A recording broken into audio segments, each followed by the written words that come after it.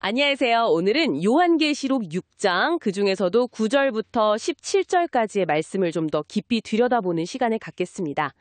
순교한 영혼들의 그 외침부터 시작해서요. 하늘과 땅이 막 흔들리는 심판의 장면까지 이 말씀들이 오늘 당신의 삶에 어떤 의미로 다가올지 함께 이야기 나눠보죠. 네, 이 부분은 정말 그냥 오래된 예언으로만 볼 게 아니거든요.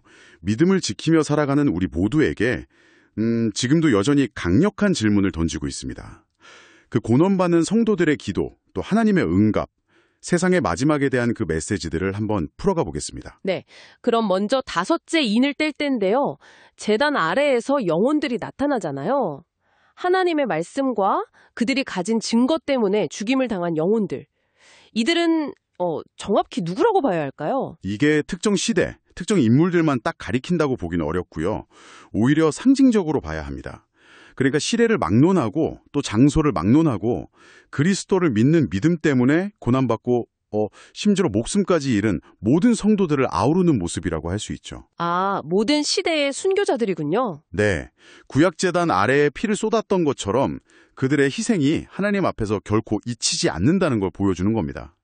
순교자의 피는 교회의 씨앗이다 이런 말도 있잖아요. 그 희생의 무게를 이야기하는 거죠. 그런데 그 영혼들이 우리 피를 갚아달라 이렇게 외치잖아요. 이걸 들으면 약간 복수심 이렇게 느껴질 수도 있을 것 같은데요. 성경은 또 원수로 사랑하라고 가르치는데 이건 어떻게 이해해야 할까요? 네, 그 질문 정말 중요합니다. 표면적으로만 보면 꼭 개인적인 복수를 원하는 것처럼 들릴 수 있죠. 근데 이게 그런 차원이라기보다는요. 아, 다른 의미가 있군요. 네, 땅에서 하나님을 대적하고 조롱하는 그런 세력들 앞에서 하나님의 공의가 또 하나님의 영광이 속히 드러나기를 간절히 바라는 외침에 더 가깝습니다. 하나님이 어디 있냐? 이렇게 묻는 세상 속에서 아니다. 하나님은 살아계시고 정의로우시다. 이걸 보여달라는 하나님의 명예를 위한 탄원인 거죠. 아, 그러니까 개인적인 복수심보다는 하나님의 정의 실현을 구하는 기도다? 이런 말씀이시네요. 주기도문의 나라가 임하시오며 랑 비슷한 맥락으로 볼 수도 있겠군요. 맞습니다. 정확해요. 그런 공적인 정의에 대한 갈망이죠. 그 기도가 있고 나서 바로 여섯째 인으로 넘어가는 것 같아요. 인을 떼니까 와, 이번엔 정말 큰 재앙이 펼쳐지던데요. 큰 지진이 나고 해와 달이 빛을 잃고 별들이 막 떨어지고 하늘이 두루마리처럼 말려 올라가고. 네, 그렇죠. 이 엄청난 우주적인 격변은 바로 앞서 기도했던 그 내용에 대한 하나님의 응답이라고 볼 수 있습니다. 아, 응답이군요. 네. 소위 땅에 거하는 자들, 그러니까 하나님께 등을 돌리고 세상의 것들에 충성하면서 성도들을 핍박했던 그 세력들 있잖아요. 그들에 대한 최종적인 심판의 모습을 이렇게 상징적으로 보여주는 겁니다. 제단 아래 영혼들의 기도가 그들의 외침이 결코 헛되지 않았다는 걸 보여주는 거죠. 와, 그 심판의 모습이 정말 두려운데요. 이 재앙 앞에서 왕들이나 장군들, 부자들, 강한 자들뿐만 아니라 모든 종과 자유인까지, 그러니까 모든 사람이 공포에 질려서 산과 바위 틈에 숨잖아요. 그러면서 산과 바위에게 우리 위에 떨어져서 그 보좌에 앉으신 분의 얼굴과 어린 양의 진노에서 우리를 가려달라 이렇게 외치는데 아니 왜 이렇게까지 두려워하는 걸까요? 차라리 그냥 죽는 게 낫다고 생각할 정도로요. 그게 핵심입니다. 이들이 두려워하는 건 단순히 죽음이나 재앙 그 자체가 아니에요. 그보다 훨씬 더 근본적인 공포죠. 더 근본적인 공포요? 네, 바로 살아계신 하나님 그리고 어린 양이신 그리스도의 그 거룩한 진노를 직접 마주하는 것에 대한 두려움입니다. 평생 의지했던 세상의 모든 것들, 돈, 권력, 지위 같은 것들이 순식간에 다 무너져 내리고 어디에도 숨을 곳 없이 심판자 앞에 서게 되는 그 절대적인 절망감, 그 실존적인 공포를 표현하는 겁니다.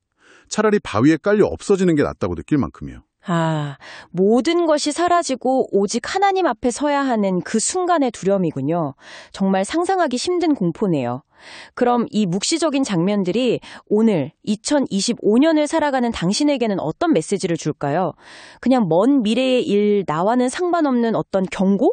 이렇게만 받아들이기에는 좀 아쉬운데요. 맞아요. 그게 중요하죠. 이게 단순히 믿으면 고난받을 수 있다. 여기서 그치는 게 아니거든요. 물론 그것도 중요한 메시지입니다. 예수님도 자기 십자가를 지라고 하셨으니까요. 근데 더 나아가서 이 말씀은 우리에게 묻는 거예요. 당신은 궁극적으로 어디에 무엇에 충성하며 살아가고 있느냐. 아, 충성의 대상. 네. 진정한 신앙이라는 게 그냥 고난을 참고 견디는 것, 뭐 그런 수동적인 것만을 의미하진 않잖아요.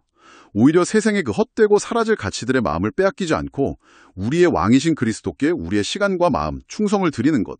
이게 진짜 중요한 거죠.